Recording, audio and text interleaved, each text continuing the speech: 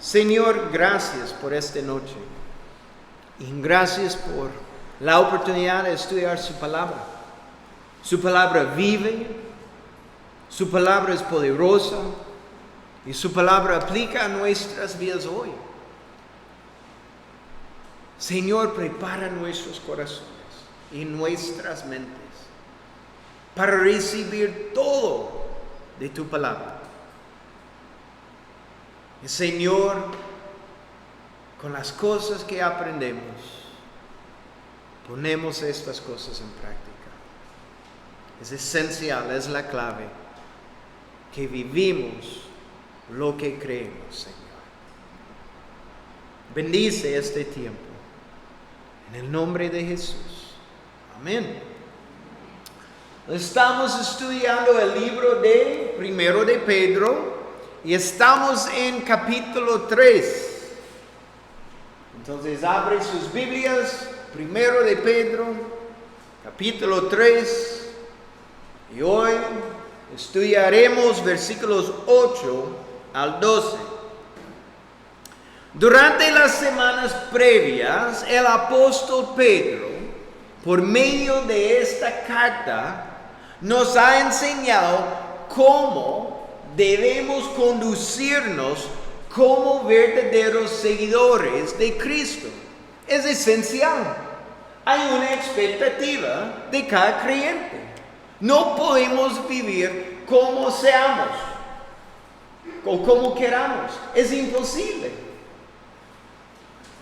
No representamos a Cristo siempre.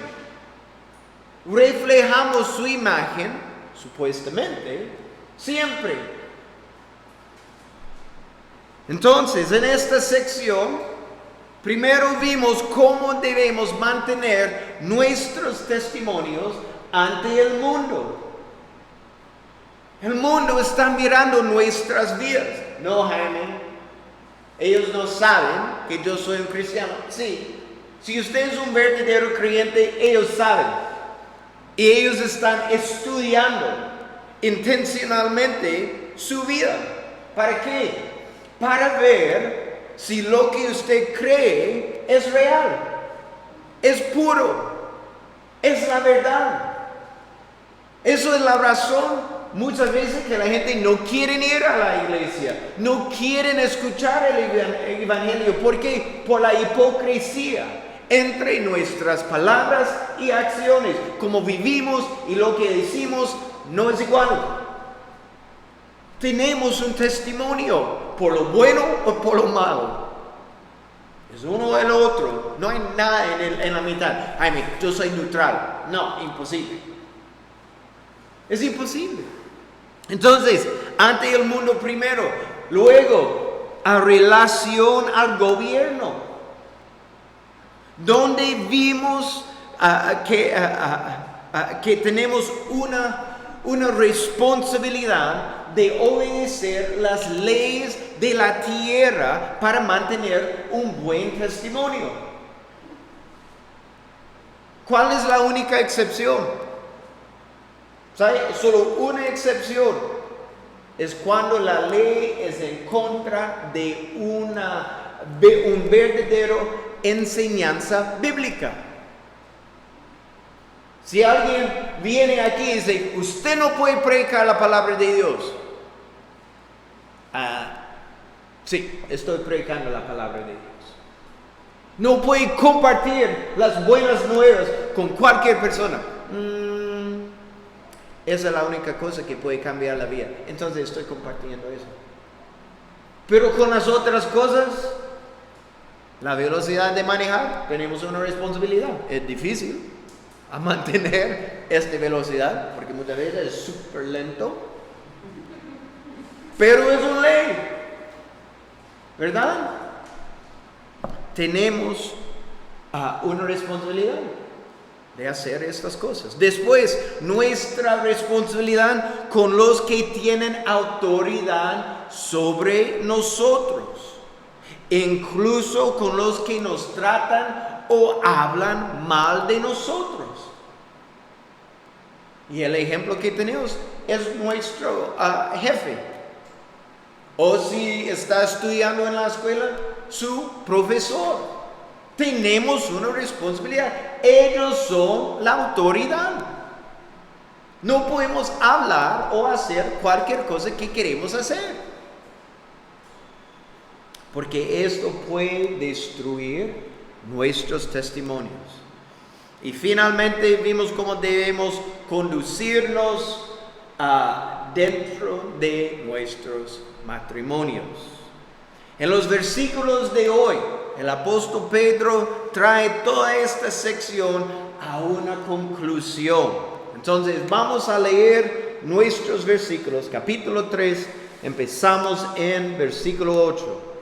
Dice: finalmente, sed todos de un mismo sentir, compasivos, amándoos fraternalmente, misericordiosos, amigables, no devolviendo mal por mal, ni maldición por maldición, sino por el contrario, bendiciendo, sabiendo que fuisteis llamados para que heredéis bendición. Porque el que quiere amar la vida y ver días buenos, refrene su lengua de mal y sus labios no hablen engaño.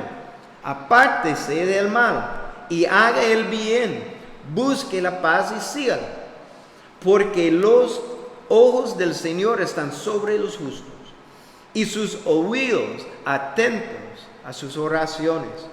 Pero el rostro del Señor está contra aquellos que hacen el mal. Amén. Esto es nuestro vivir como seguidores de Cristo.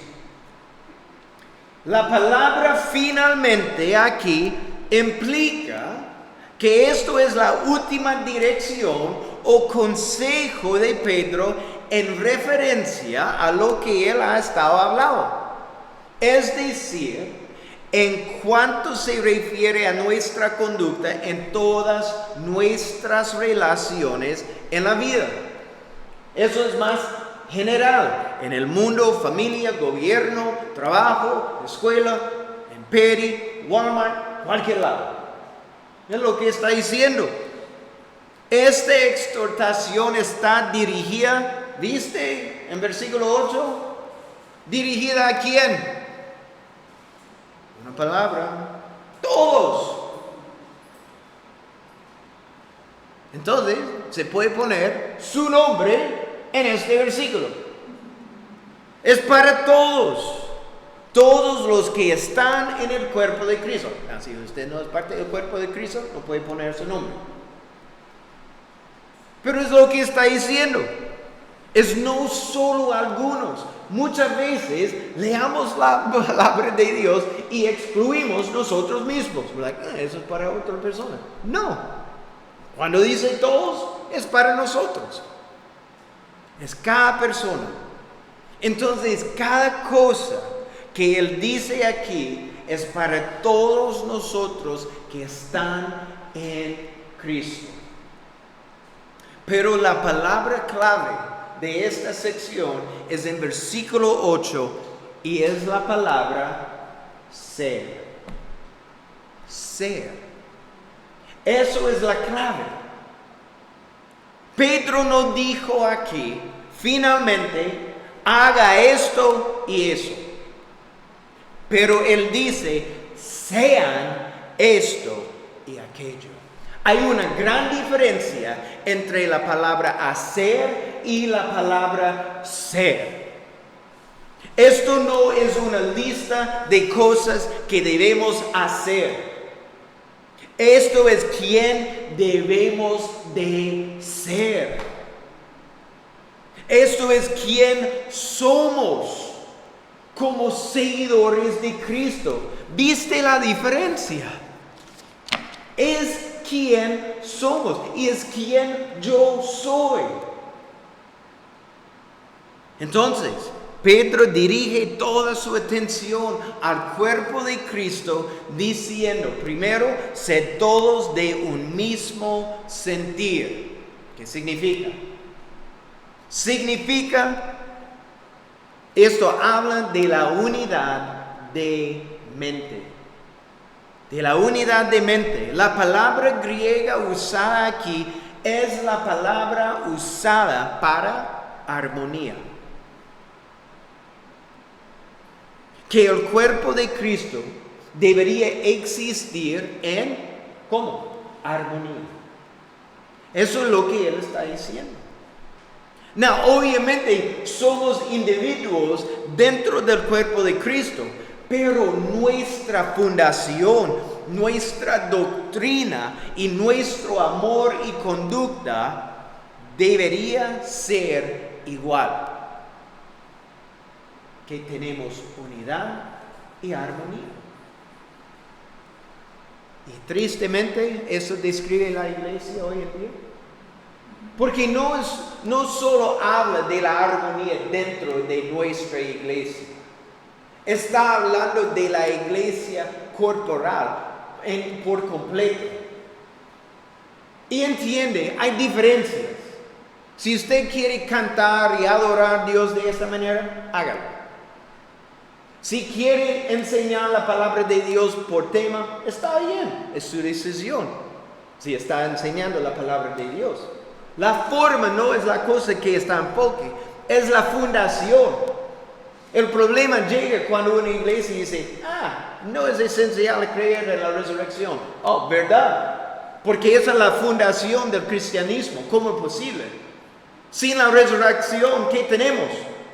¿Qué salvación tenemos? Si Cristo murió pero no resucitó, ¿qué tenemos? Es igual que cualquier otro hombre. Eso cambia la fundación. Y eso es lo que Él está diciendo. La doctrina, la fundación debe ser igual. Pero tristemente, ¿qué vemos? Esta iglesia enseña esto. Y podemos tener diferencias, como acerca de el rapto. Antes de la tribulación, por la mitad de la tribulación, el final de la tribulación. No importa. En el final no importa esa cosa. Pero de la salvación. Bueno, no creemos que Jesús fue divino, solo un hombre. Hay un problema con eso. Bueno, creemos que Jesús fue divino, pero no fue un hombre. Otro problema. Es la fundación de nuestra fe. Pero es esencial que ustedes como cristianos saben la fundación de su fe. Porque muchas veces es simplemente una falta de conocimiento. Porque no está dando su atención a estas cosas. Simplemente está escuchando a un pastor y dice, creo que eso es correcto. Qué triste. Estudie la palabra. Ustedes tienen la palabra. Estudie la palabra de Dios para ver si es la verdad. Que tenemos la misma fundación. Es esencial. Vemos la importancia de la unidad dentro de la familia de Dios a través de todo el Nuevo Testamento. No es solo aquí. Vea lo que dice Filipenses 2, versículos 1 al 4. Eso es simplemente un ejemplo.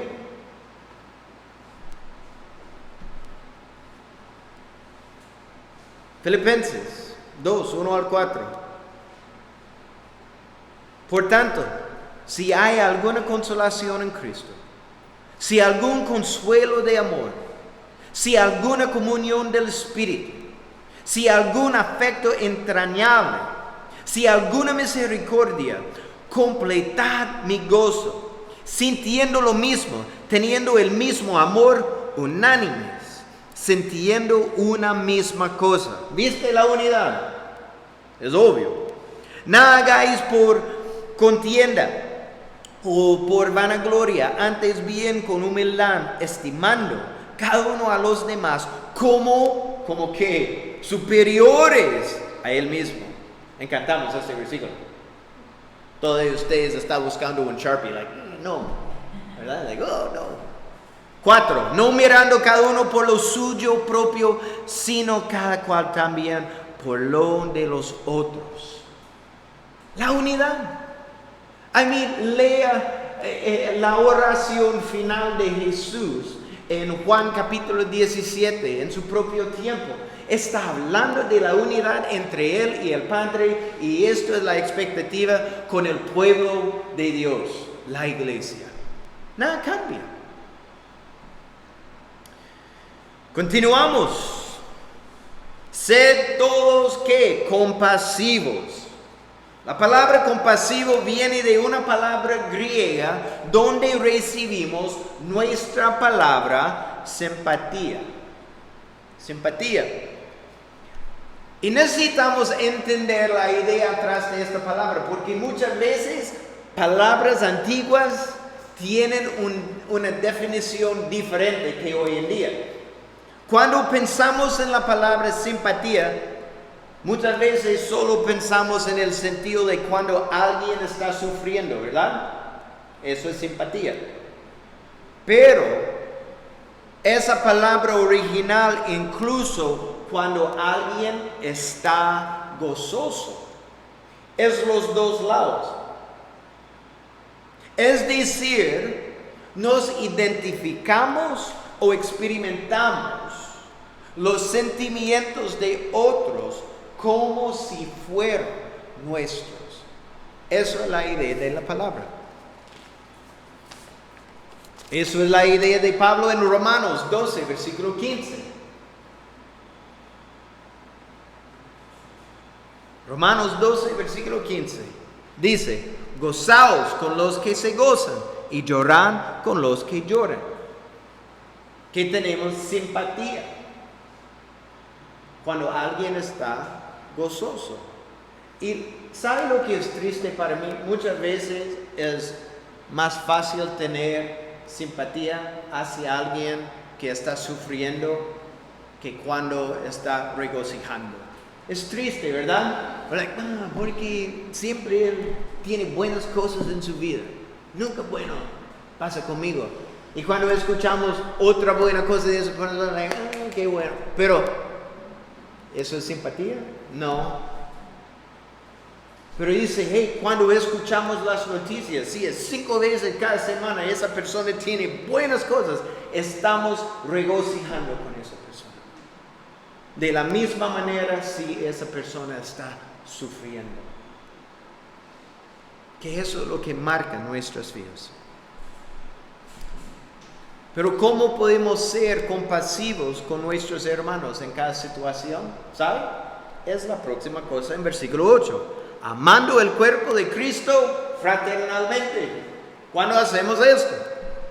Y en la forma que esto está escrito, encantamos esto, significa que amamos a nuestros hermanos ¿cómo? Continuamente. Continuamente. No solo una vez, estoy regocijando con usted esta vez, pero la próxima vez no. No, es algo que hacemos continuamente.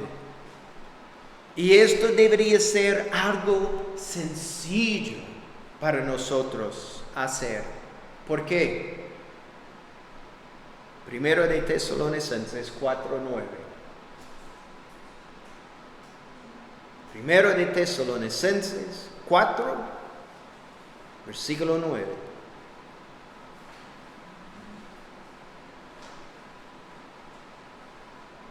Pablo dijo, pero en cuanto al amor fraternal, no tienen necesidad de que nadie les escriba. ¿Por qué? Porque ustedes mismos han sido enseñados ¿por quién? Por Dios a amarse unos a otros.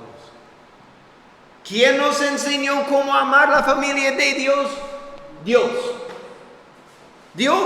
Dios nos ha enseñado cómo amar nuestros hermanos por su gran demostración de amor hacia nosotros en Cristo. No tenemos una excusa. No tenemos una excusa. Piensen en el amor de Cristo para usted y eso es el amor que usted debe demostrar a la familia de Dios. ¿Cuándo? Siempre. Siempre. Ay, es que esta persona es muy difícil. ¿Sabe eso?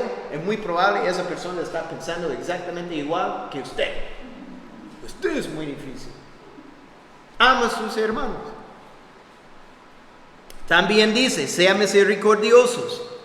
De nuevo, la palabra original tiene el significado que tengamos un corazón tierno hacia el sufrimiento de otros, y esto viene del amor de Dios desbordante de nuestras vidas.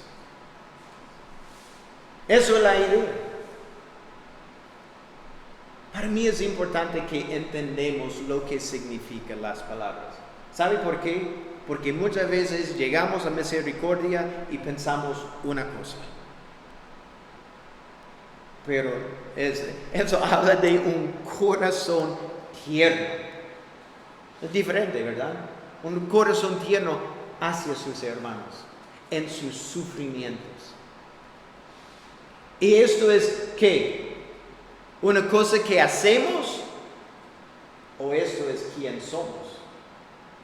Recuerda, el primer palabra clave es esto es quién somos. Entonces, con cada cosa, estos no son opciones. Lo estoy tratando. No.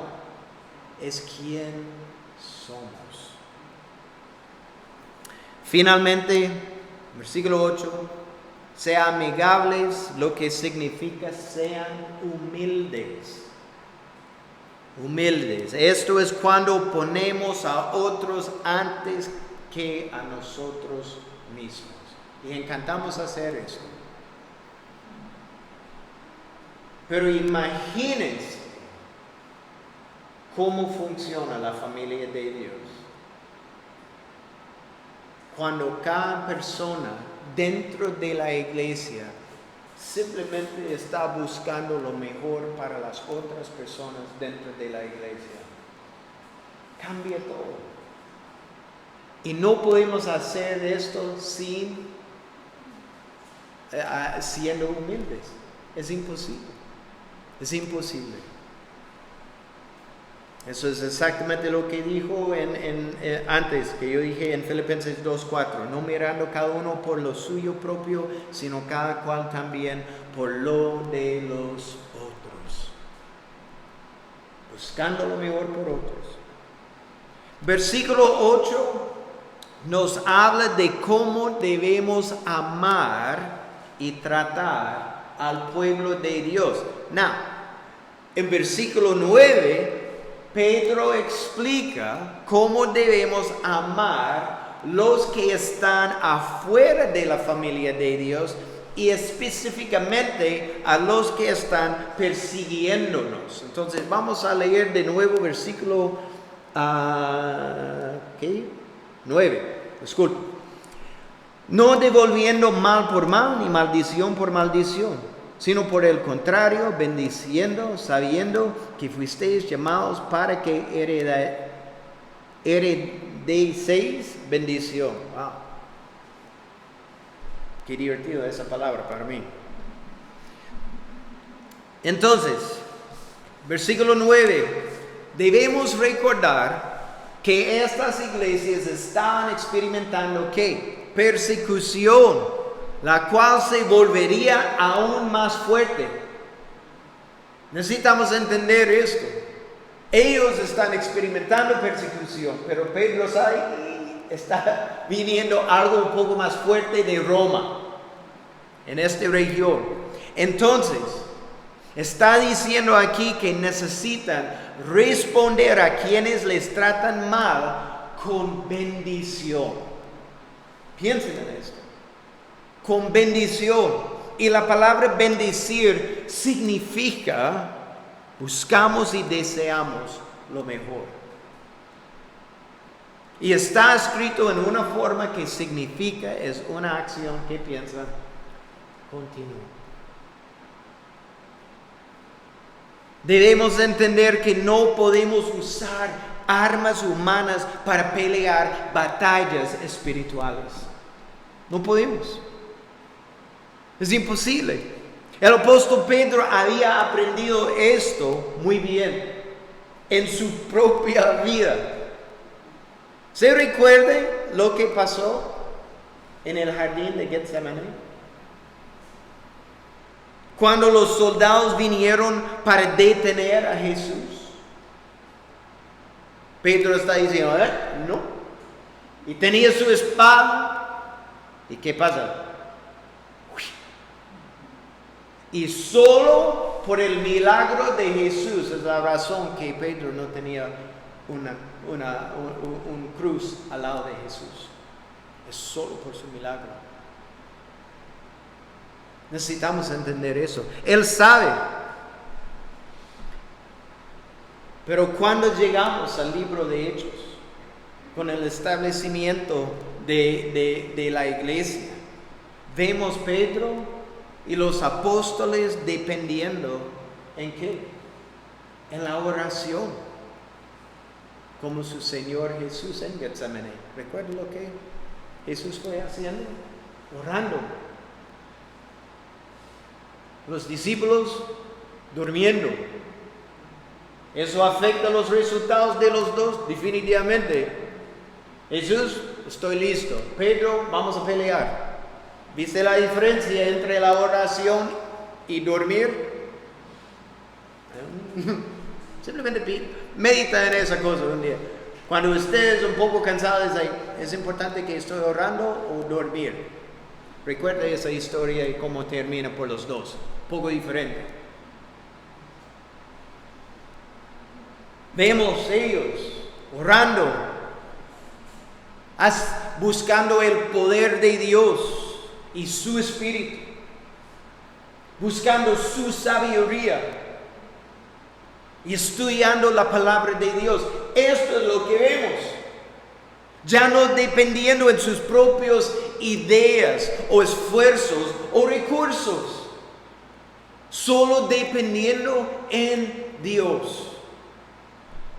En Efesios 6 vemos que la armadura de Dios, y podemos ver que ninguna parte de la armadura de Dios son cosas humanas. Nada. ¿Por qué? Porque nuestras batallas son espirituales. Entonces debemos usar armas espirituales. La única cosa. Cuando ponemos nuestra dependencia completamente en Dios, podemos bendecir. Buscamos y deseamos lo mejor para la persona, incluso a los que nos han causado daño. Es esencial. Entonces, cuando la persona quiere hablar feo de usted, ¿cómo hablamos? Buenas cosas. Cuando la persona quiere hacer algo malo en contra de nosotros, ¿qué hacemos? Algo bueno. Y esta es la cosa, porque muchas veces cuando alguien está hablando feo de nosotros o hace algo terrible en contra de nosotros, ¿quiere orar para esa persona? Para nada. No. Pero piensen por un momento. ¿Sabe qué pasa cuando esta persona viene a Cristo? Piensen. Lo trata mejor porque tiene el Espíritu Santo guiando su vida. Entonces, si usted quiere que su relación cambie con esta persona, la mejor cosa que usted puede hacer es orar para esta persona. Porque cuando esa persona está guiado por el Espíritu Santo y usted está guiado por el Espíritu Santo, otra cosa cambia. Él es su hermano ahora, no su enemigo. Su relación y todo cambia. Eso es como respondemos al sufrimiento de otros en oración. Cristo demuestra su poder en la vida de esa persona. Porque cuando esa persona tiene una relación con Cristo, cambia todo. Ora para estas personas. Es lo que vemos nuestro Señor en la cruz, orando por ellos. Es increíble. Él es nuestro patrón. Los versículos 10 al 12 son tomados de Salmos 34, versículos 12 y 16. Pero vamos a leer estos versículos de nuevo. Porque el que quiere amar la vida y ver días buenos, refrene su lengua de mal y sus labios no hablan engaño. Apártese del mal y haga el bien. Busque la paz y sígala. Porque los ojos del Señor están sobre los justos y sus oídos atentos a sus oraciones. Pero el rostro del Señor está contra aquellos que hacen el mal. Primero, amamos nuestras vidas porque Dios nos la da y Él está con nosotros. Debemos amar nuestras vidas. Estamos agradecidos por nuestras vidas continuamente, cuando las cosas van bien y también en los tiempos difíciles. No renunciamos a la vida porque sabemos que la vida es un regalo y bendición que viene de Dios. Cada respira que usted tiene es un regalo. Usted no merece el próximo aliento. Eso es la verdad. O otro día que usted puede pasar con un querido o haciendo una cosa que encanta. No merecemos esto. Debemos amar la vida que tenemos. Podemos tener gozo en el hecho que no importa qué circunstancias enfrentemos en esta vida, porque Dios está con nosotros. Siempre. Segundo, ¿qué dijo él?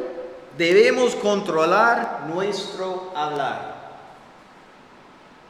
Si quiere leer más de esto, lea Santiago capítulo 3. Puede hacer esto diariamente.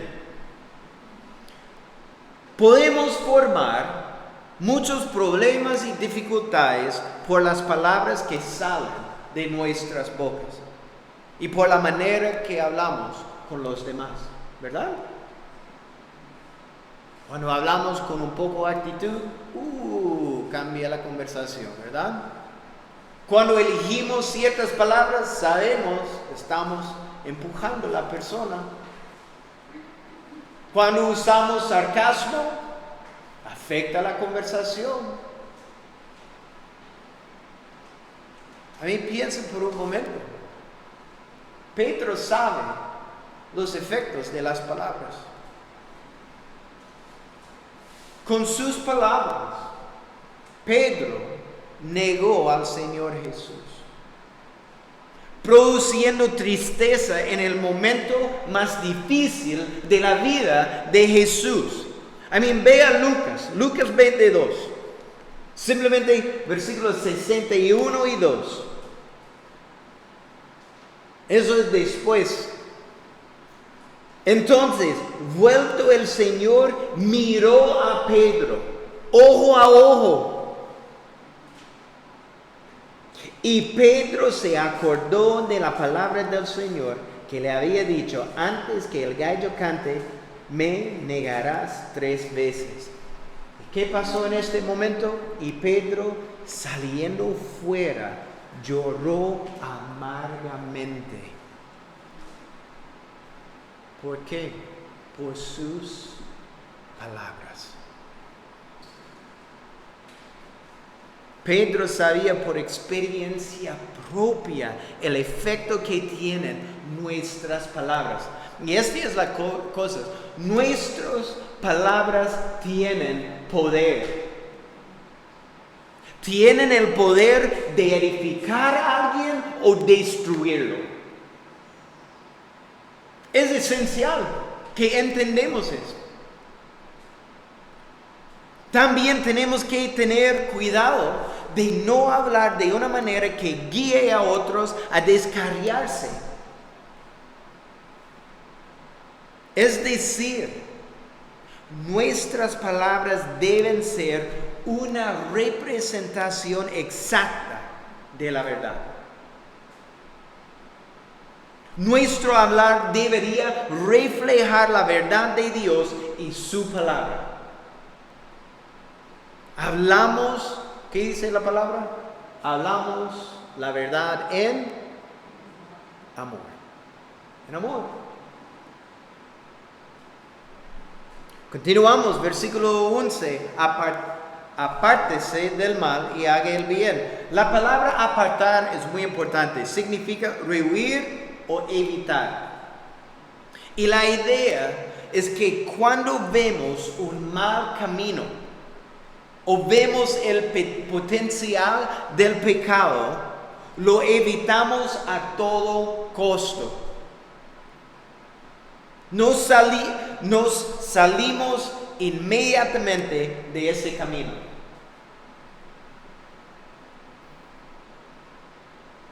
Cuando entramos en una situación, esto está guiando en esa dirección, salimos inmediatamente. Cuando estamos hablando con gente y la conversación cambia en una dirección mala, salimos, no participamos. Si vemos esto guiando en una tentación, salimos, sin excepción. Esto es lo que significa. Significa que evitamos el pecado porque lo despreciamos y lo detestamos porque es detestable ante Dios. Pero ¿cuántas veces está pensando esto en el pecado? Que esto es detestable a su Dios. Pero necesitamos recordar, fue por nuestro pecado que Cristo sufrió la muerte en la cruz. Es por su pecado. Y una regla para vivir nuestras vidas como cristianos es esto.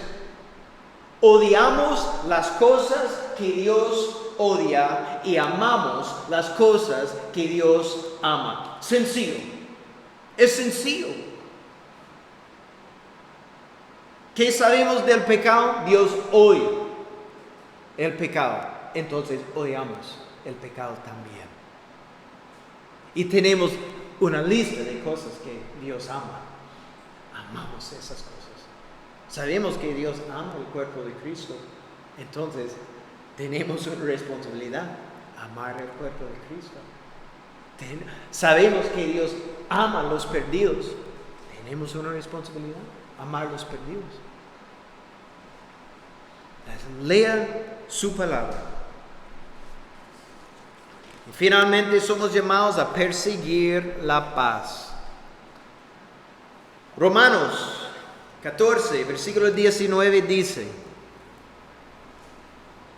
Romanos 14, 19. Así que sigamos lo que contribuye a la paz y a la mutua edificación.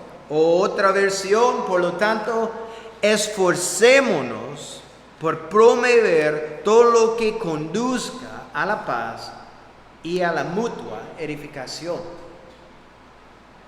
Hacemos todo lo que esté en nuestro alcance para vivir en paz con otros. Es esencial. Debemos trabajar por la paz. No es algo fácil en el mundo. Romanos 12, 18.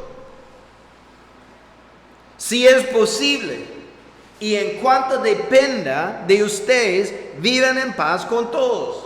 ¿Depende de quién? Nosotros. No encantamos este versículo, ¿verdad? Nosotros. No.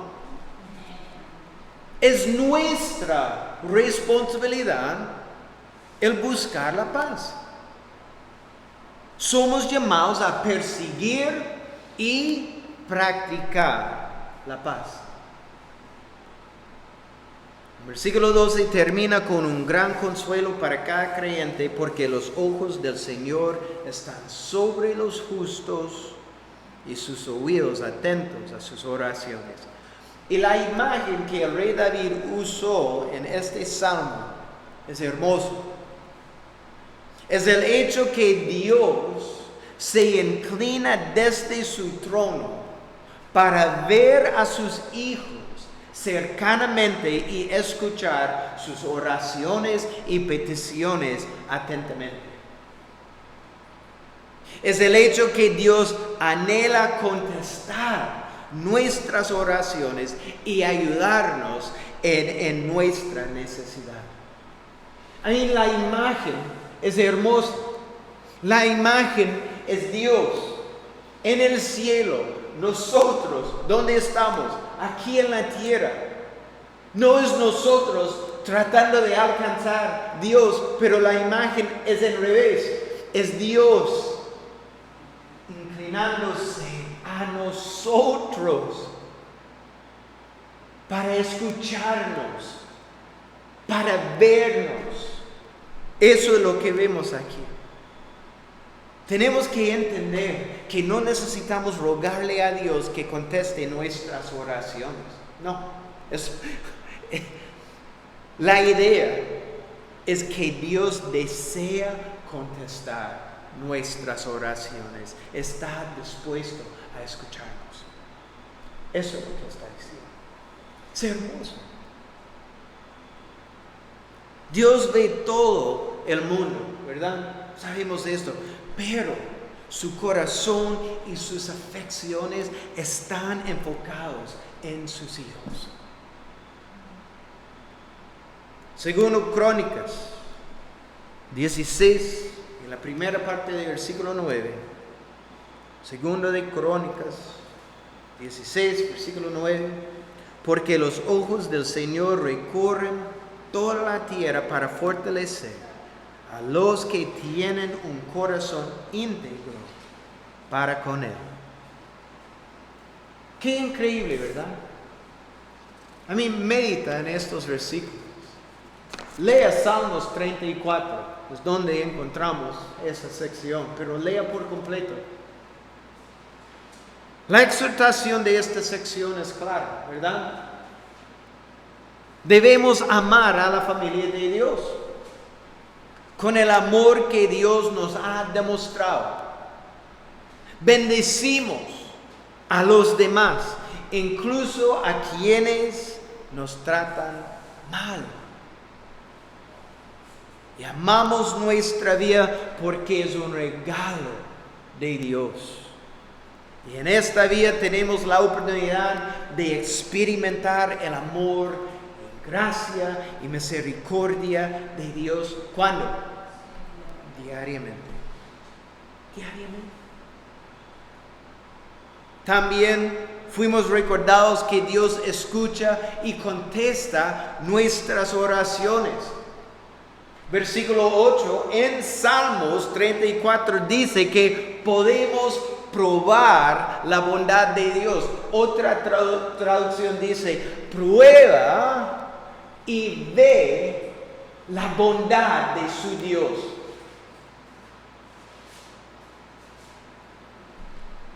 Y tenemos la presencia de Dios en nuestro diario vivir.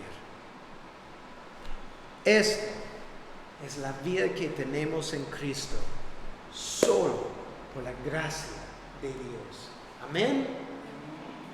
Señor, gracias por esta exhortación y por este consuelo de lo que tenemos en ti. Nuestro Dios inclinándose a nosotros para vernos y escucharnos atentamente, intencionalmente. Eso es nuestro Dios. Y tenemos esa relación contigo solo por su gracia y por medio del sacrificio de Jesús. Gracias por Jesús. Gracias por su amor hacia nosotros.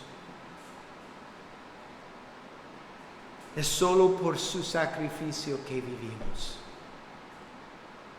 Vivimos ahora y vivimos para siempre. Señor, ayúdanos a poner estas verdades en práctica, porque sabemos ahora, eso es quien somos en Cristo. Pedimos estas cosas en tu glorioso nombre. Amén.